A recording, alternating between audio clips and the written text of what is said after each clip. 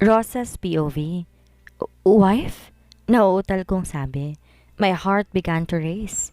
Please, wag sana niyang bawiin ang sinabi niya. Tumaas ang isang kili ni Patrick na parang sinasabi, wala namang masama sa sinabi niya. What? Asawa naman talaga kita. Alam ko pero daming arte. Tara na. Nagpadala ako sa hila niya hanggang sa mahinto kami sa harap ng jet ski. Nilingon ako nito at bumaba iyon sa damit ko. Iniharap ako sa kanya at tinawakan ng jacket na tumatakip sa akin. Nais kong magprotesta ngunit sa sobrang bilis ng pangyayari, natanggal niya agad ang jacket ko. Let's get rid of this. Yeah, that's better. Ngumitito na nakakaloko. Namula ko. Nakaramdam ako ng hiya dahil tayong itim na tupis na lamang ang suot ko. Nanindig ang balahibo ko ng dahan-dahan itong haplusin ang aking braso. Napakapit ako sa balikat niya nang simulan nitong ipulupot ang isang kamay sa bewang ko.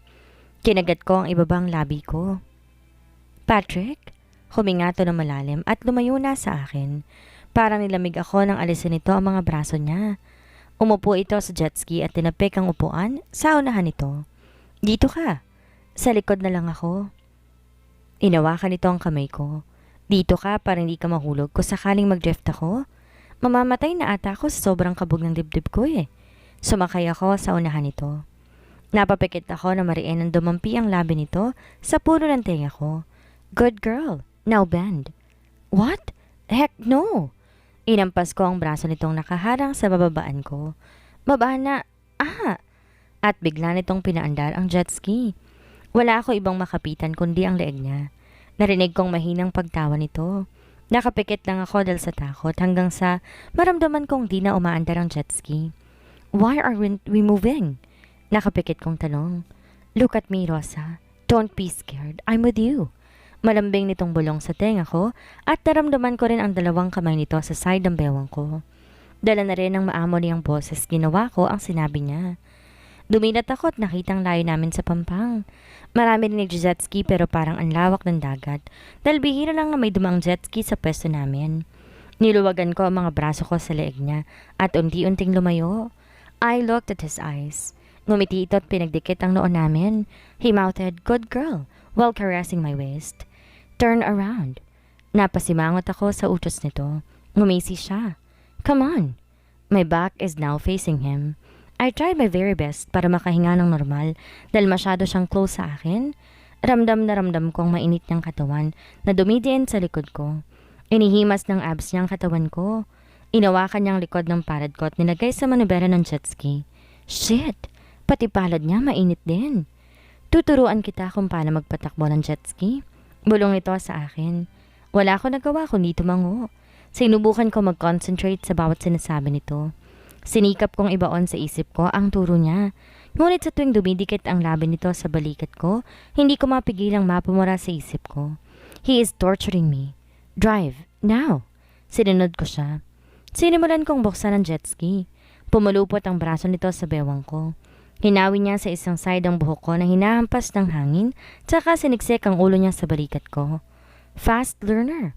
Nawala ako sa konsentrasyon dahil sa ginawa niya. Hindi ko napansin may paparating palang isa pang jet ski.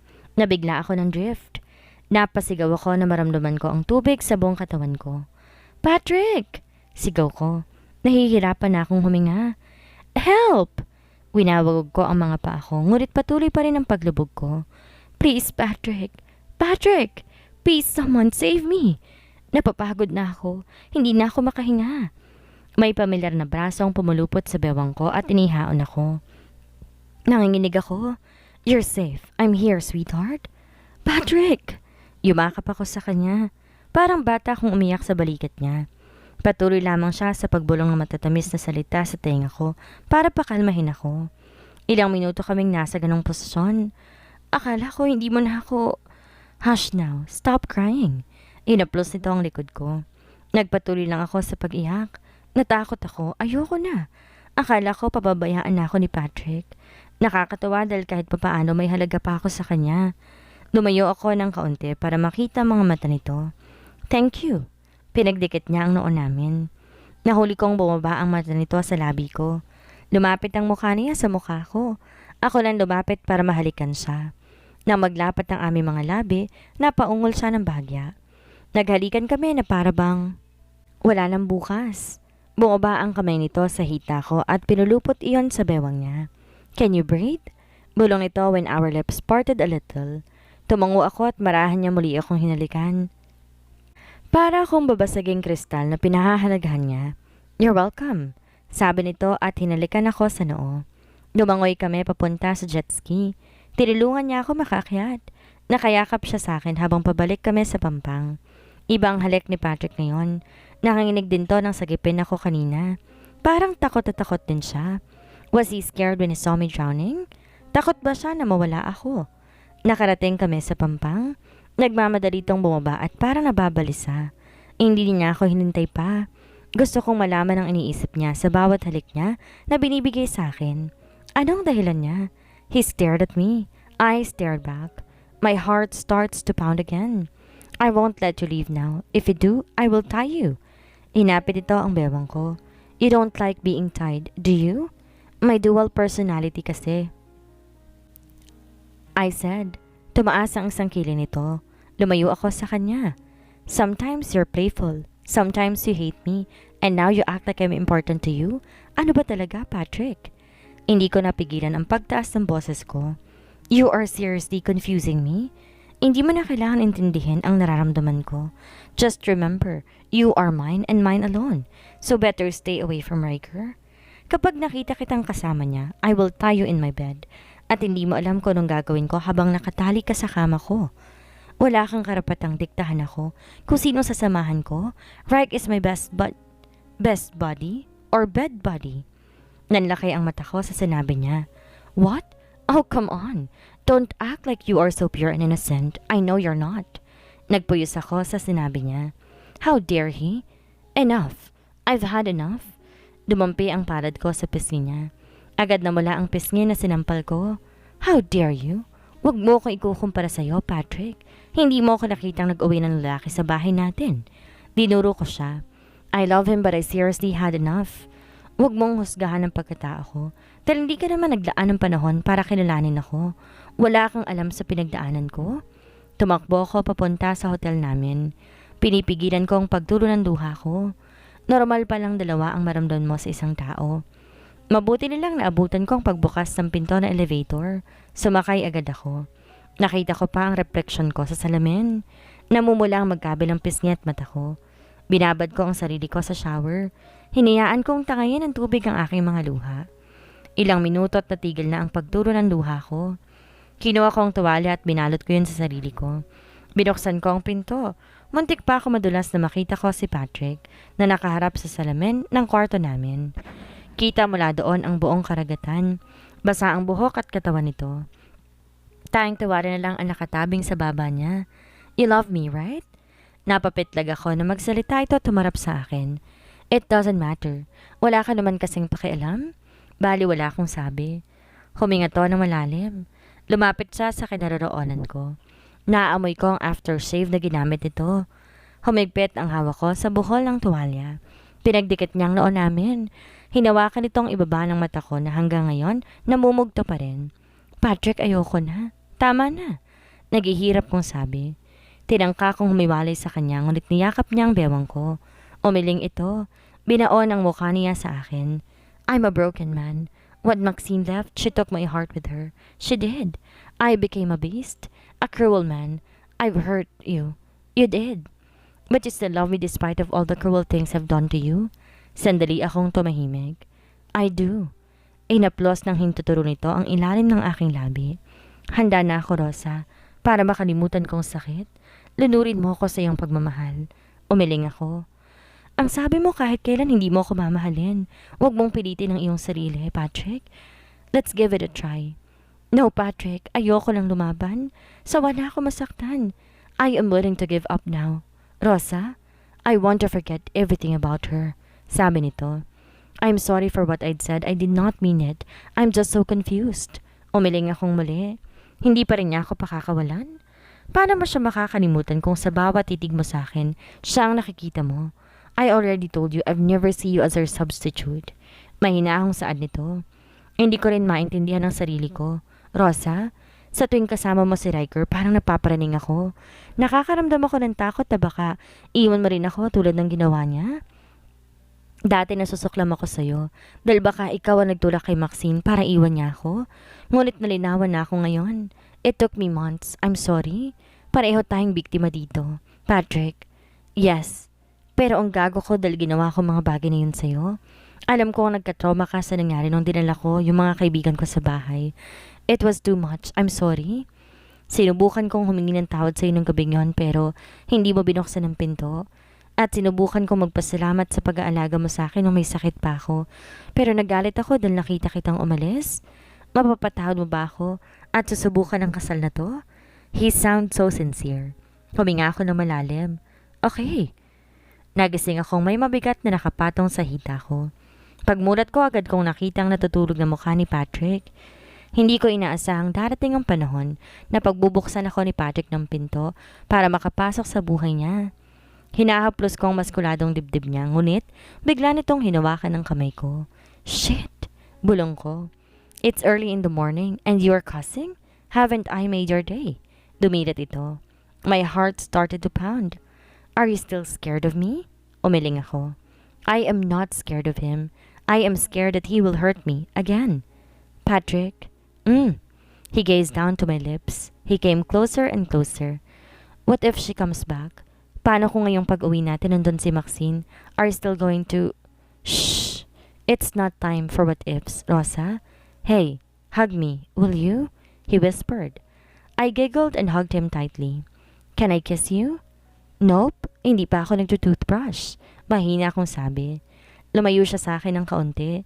Tinagilid niya ang baba ko. I'm sorry, I couldn't hear you.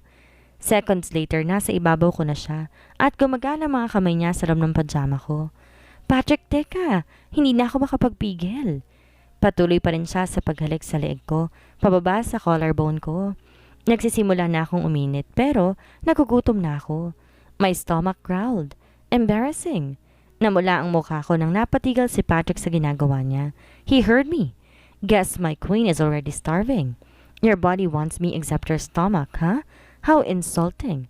I bit my lower lip. I'm sorry, I said, feeling guilty. He chuckled. Let's take a bath. Mauna ka na. I suddenly felt uncomfortable. I won't virginize you in the bathroom, sweetheart. Don't worry. The offer is tempting, but I think I will pass. Ah!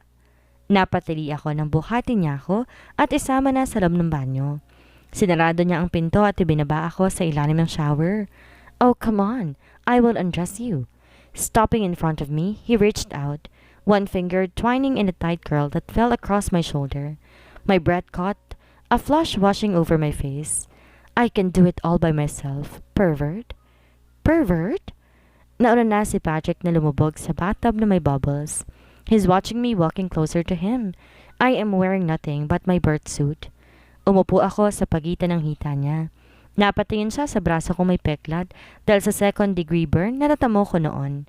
Inawakan niya ang kamay ko at inilapit sa kanya. I made this mark on you. I'm sorry. Ngayon ko lang na-realize ang kawalang hiya ang ginawa ko sa'yo. He kissed my arm. Lumingon ako sa kanya. I forgive you already. Magsimula na lang tayo ulit, Patrick. Ngumiti siya ng totoo. Napasingap ako na maabot niya ang dibdib ko at hinulma ng mga kamay niya. All mine, bulong niya. I want to ravish you already. Pero ayoko kitang angkinin hanggat di ka pa handa. I am sorry kung nahihirapan ka dahil sa akin. Kinilig ako. Pinilit kong wag ngunit hindi ko mapigilan. Alam ko na siya ay bossy. Nangingibabaw. Isang lalaking alam ko anong gusto niya at kung paano ito makukuha. Hindi ko lang inaasahan na ang phenomenal will niya na yon ay bumaling sa akin sa gantong paraan.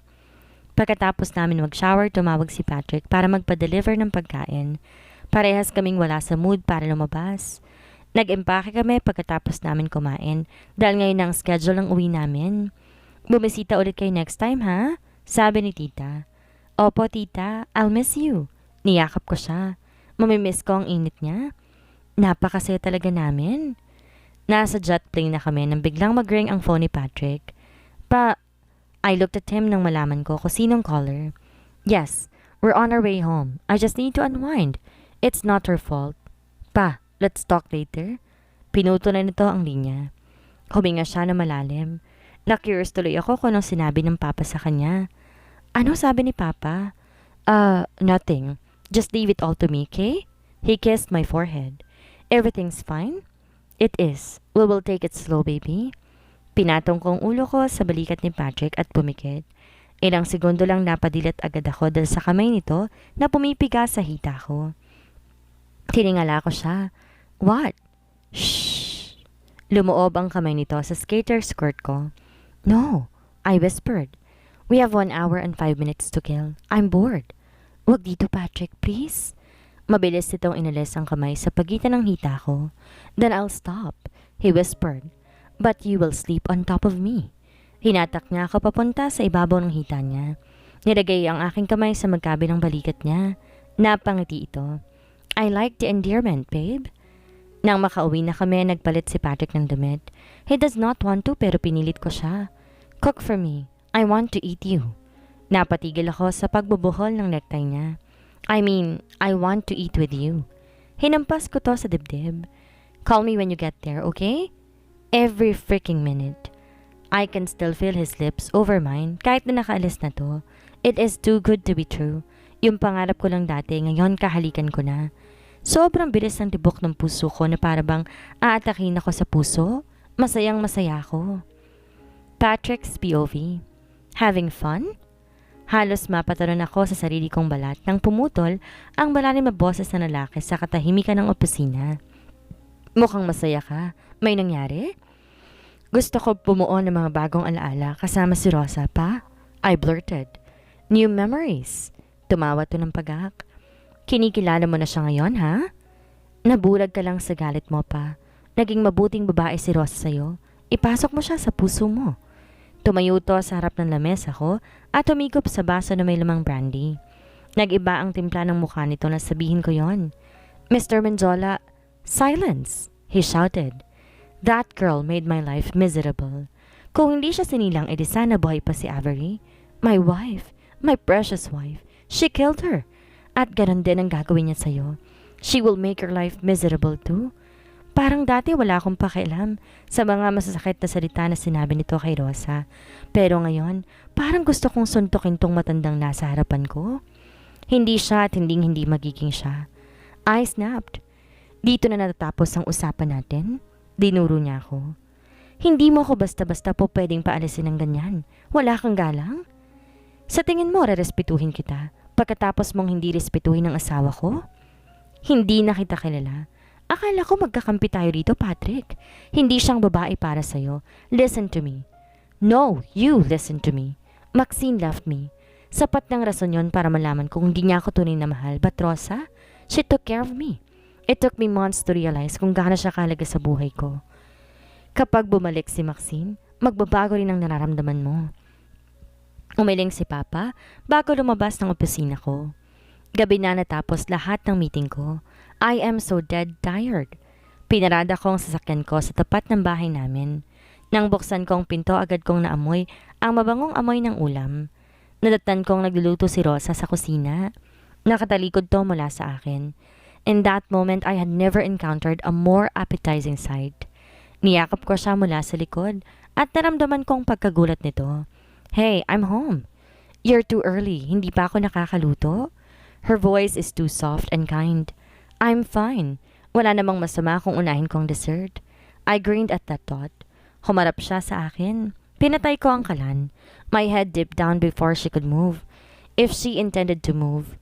Nanlaki ang mata niya. Nakaawang ang labi niya at nahuli ko ang hiningal na kumakawala sa lalamunan niya. Sumabog ang mga bomba sa aking ulo. Rosa? Umikot ang mga braso ko sa kanya. Mahigpit. Habang pinipigilan ko ang pangailangan na kainin siya ng buhay. Gumalaw ang aking mga labi sa kanya. Ang aking dilay sumibat ng malalim habang isang basag na halinghing ay kumawala sa kanyang lalamunan at ang kanyang mga kamay humigpit sa aking bewang bago lumipat sa aking likuran. Nakatikim ako ng kape, mint at babae at ang salit-salit na lasa sumabog sa aking sentido papunta sa aking ulo na parang pinakamalakas na narcotic. Yumuko ako sa kanya. Pinalibutan siya. Di, your phone is ringing. Curse my phone. Hello? I said, annoyed. Is this Mr. Patrick Belmonte? Sabi sa kabilang linya. Yes, speaking.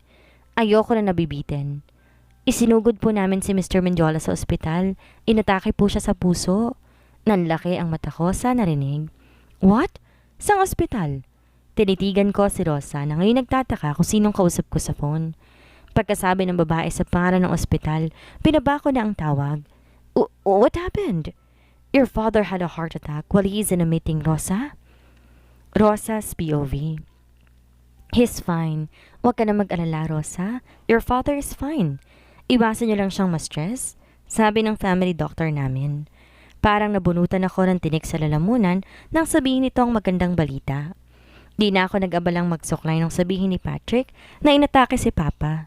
Mas nanaig ang takot ko na baka mawala ito. Thanks God! Nanginginig kong sabi. Kailan po siya magigising? Hindi pa natin malalaman ngayon. Kailangan ko pa siyang obserbahan. Oras na lumabas ng result po pwede na rin siyang umuwi. Nakangiting sabi nito at pagkatapos, tumingin sa relong pambisig. Maiwan ko na muna kayo ha, mag-around pa kasi ako eh. Inakbayan ako ni Patrick. Noon ko lang naramdaman na nasa tabi ko pala siya. Tinitigan ko siya. Hanggang ngayon di pa rin panatag ang loob ko, hanggat di gumigising si Papa. Huwag kang mag-alala. The doctor said he's already fine, Rosa. Umiling ako. This is all my fault. Umupo ako sa tabi ni Papa. Hinawakan ang kamay nito. Tears streaming down my face. This is all my fault. I am so sorry, Papa.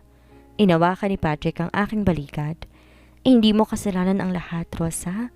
Masyado lang talagang makulit ang papa mo at ayaw matigil sa pagtatrabaho. Tinitigan ko ang mga aparatong nakakabit sa kamay at ilong ni Papa. Gusto ko na siyang gumaling. I want my father's strength back. Avery? Umungol si Papa. Binanggit nito ang pangalan ni Mama. Yun kasi ang ginagamit ni Papa na nickname sa kanya. Take me with you. Papa? Inawakan ko ang kamay nito para gisingin siya. Don't leave me yet, Pa. Ang dami ko pang gustong sabihin sa'yo. Aayusin ko pang gusot sa pagitan nating dalawa. Dumilat ito at ngumiti sa akin. Napatulala ako. This is the first time nang ngitian ako ni Papa. Hinaplos ni Papa ang pisngi ko sa kabila ng panghina niya. Hinawakan ko ang kamay niyang nasa pisngi ko. My lovely wife, I miss you. Pa, akala ko makawawala ka na rin sa akin. Nanginginig kong sabi. Tinakot niyo ako. Nag-iba ang timpla ng mukha ni Papa. Naging mabagsik to. Mabilis itong inilis ang kamay sa pisngi ko. Pa, dapat po siguro, wag na kayo magtrabaho. Magpahinga na lang po kayo sa bahay natin. Tumawa ito ng pagak. Kahit ilang hina, pinilit pa rin itong umupo. Hinawakan niya ang kamay ko nang pigilan ko siya. Huwag mo akong hawakan. Pa, huwag po kayong sumigaw. Makakasama yun sa inyo. I said shut up. Napaatras ako. Papa, that's enough. You are a self-centered father. Kung normal na anak lang si Rosa, matagal ka niya nang sinukuhan at iniwan. Pero hindi. Nandyan pa rin siya kasi alam niyang darating ang araw, kakailanganin mo rin siya. Patrick, that's enough. Hindi stable pang lagay ni Papa. Pigil ko sa kanya. Just let me talk to him alone. How much time do you need? An hour. Tumango ito at lumabas na ng room. Nang harapin ko si Papa, nakahiga na to at nakatalikod sa akin. Papa, are you hungry? May dala akong prutas para sa'yo. I want you to get out of my room. Madain itong sabi habang nakatingin sa labas ng bintana. Pa, hanggang kailan ba tayo ganito? Hindi to umimik. Umupo ako sa upuan sa tabi ng kama niya. I am not a daughter you wanted me to be. Hanggang ngayon iniisip ko pa rin kung bakit iniyaan ng Diyos na mabuhay ako sa mundong to. Siguro kahit ano pang gawin ko, hindi mo naman ma-appreciate. Kahit ano pang taas ng average ko sa school, or kahit graduate pa akong valedictorian, hindi ka rin magiging proud na anak mo ko. Nagsimulang manginig ang boses ko. Nag-init na rin ang magkabilang gilid ng mata ko. Hindi ako nagsawang hintayin ka sa bawat family day sa school. Picture mo pa rin na lagi kong pinepresent kapag tinatanong ng mga teachers kung sinong superhero ng buhay ko. Mahal na mahal kita, Pa. It breaks me sa bawat oras sa pinapakita at pinaparamdam mo sa akin na hindi ako nararapat sa kinatatayuan ko ngayon. Pinagdikit ko ang mga palad ko. Tinitigan ang bawat pagturo ng duha ko doon. Hindi pa rin ito tumitingin sa akin. Patawarin mo na ako, Papa. I'm sorry I made your life miserable. I'm sorry I killed your mama.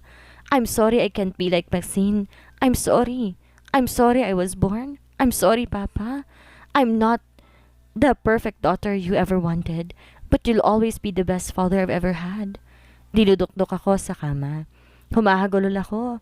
Napatigil ako na maramdaman kong mainit na kamay na maplos sa ulo ko. Tumingala ako. He was smiling. I saw those drawings you made when you were 7, and I know you always send me a card when you were 7, when it's Father's Day, but you used Maxine's name because you're scared of me. He sighed. Naging malambot ng ekspresyon nito. At nakita kitang naghahanda ng almusal para sa akin dahil lahat ng kasambahin natin nag-day off. 10 taong gulang ka noon. Nakatayo ka sa upuan habang hinihanda ang kape ko. Magulo ang kusina. I saw that. And when you slept, I almost ran towards you, pero nakahawa ka sa upuan. He smiled gently. Mabilis akong tumayo at niyakap siya na mahigpit. Umiiyak ako sa braso ng tatay ko habang hinahaplos ito ang buhok ko. Shh! Stop crying. Bulong ito pagkatapos akong halikan sa noo. I am sorry I made you feel so unwanted, Rosa. Walang salitang lumabas sa labi ko. Umiiyak lamang ako habang yakap ko si Papa. Naging saradong utak ko nung mawala ang mama mo. Sinisi ko sa iyong lahat kahit na piniliwanag sa akin ng doktor ko anong nangyari. I became stupid. Forgive me. Papa ko. Umalis din ako agad. Tapos na kasi ang visiting hours. Kailangan ko pang dalan si Papa ng mga damit dahil mako-confine ito ng ilang araw. Naabutan ko rin si Patrick sa parking area. Nakatalikod to sa akin kaya hindi niya ako napapansin. Kumunot ang noo ko na makita itong naninigarilyo. Hey! Nagulat ata si Patrick. Pagkaharap niya sa akin, siya ring pagbuga niya ng usok mula sa sigarilyo niya. Naubo ako. Nanikip biglang dibdib ko at nahirapang huminga. Niyakap niya ako, tinahaplos ang likod ko. Shit! He cursed. I'm sorry. Inhaler. Pumeso to sa aking likuran para makasandal ako sa kanya. Hinigop ko ang gamot mula sa inhaler at naghintay ng ilang minuto para makahinga ng maayos. Nakalimutan ko. Sorry. Sabi nito, tinalikan ang noo ko. I'm fine. I smiled. He relaxed. Sumakay na kami sa loob ng sasakyan. Inawakan niya ang magkabilang pisngi ko. I feel weak sa ilalim ng titig niya. You cried too much, he asked. Everything okay? Niyakap ko magkabilang braso ko sa balikat niya. I smiled. We forgive each other. Babalik ulit ako dito mamaya. Ipagpapako pa si Papa ng gamit niya at saka wala magbabantay sa kanya kundi ako. Everything's going to be alright, right? Yes. Hindi pa tayo kumakain ng lunch. Hinalikan niya ako sa labi bago lumayo sa akin. Pinandar nito ang makina. Saan tayo kinakain? May luto ka ba sa bahay? Sa bahay tayo kakain. Pagkatapos namin mag-dinner, agad akong pumanik sa kwarto ko para mag-ayos ng gamit. Kailangan ko kasing bantayin si Papa since ililipat na siya sa private room. Kasalukuyan akong namimili ng damit nang mag-ring ang phone ko.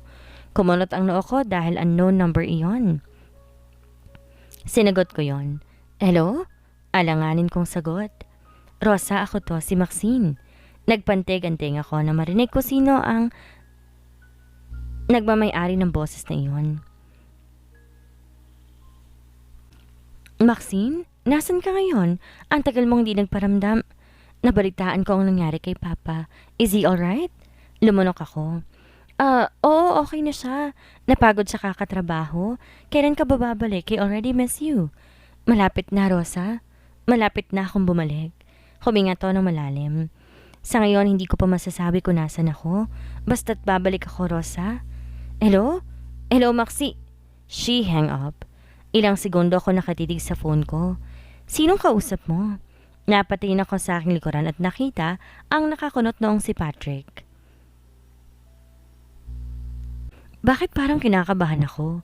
Kailangan ko bang sabihin sa kanyang tungkol sa pagtawag sa akin ni Maxine? Wala to. Ano kasi, si Carissa to? Nag-iwas ako ng tingin. May ipapagawa kasi siya sa aking design. Lumapit ito sa akin. Napahigpit ang hawak ko sa phone ko. Tara na? Natataranta ko pang sabi. Bago pa ako makatalikod sa kanya, hinapit na niyang bewang ko. Yan lang ba ang dadalhin mo? Oo, sapat na siguro tong pamalit ko hanggang makauwi kami ni Papa. Then, let's go. He needs to know. Ayoko na magtago, baka makasama to sa aming dalawa. Kung magbabagang isip niya, maluwag ko tong tatanggapin sa puso ko. Patrick, I need to tell you something. Save it for later. Tungkol to kay Maxine, I continued. She called me kanina. Sa totoo lang, siya yung tumawag sa akin at hindi si Carissa. Tahimik pa rin ito at walang reaksyon. Lumunok ako. I'm sorry, ayoko lang kasing magsinungaling sa'yo. Nilagay nito ang braso sa noo at hindi umimik. Lumayo ako ng kaunti sa kanya. Gagamitin ko na lang yung kotse ko, magpahinga ka na. Hanggang sa maisara ko ang pinto, nanatili to sa ganong pwesto. Ano kaya ang mangyayari sakaling magbalik si Maxine? Makaapekto kaya ito sa pagsasama ng mag-asawa, gayong naging okay na ang samahan nila? Yan ang ating aalamin sa susunod nating kabanata.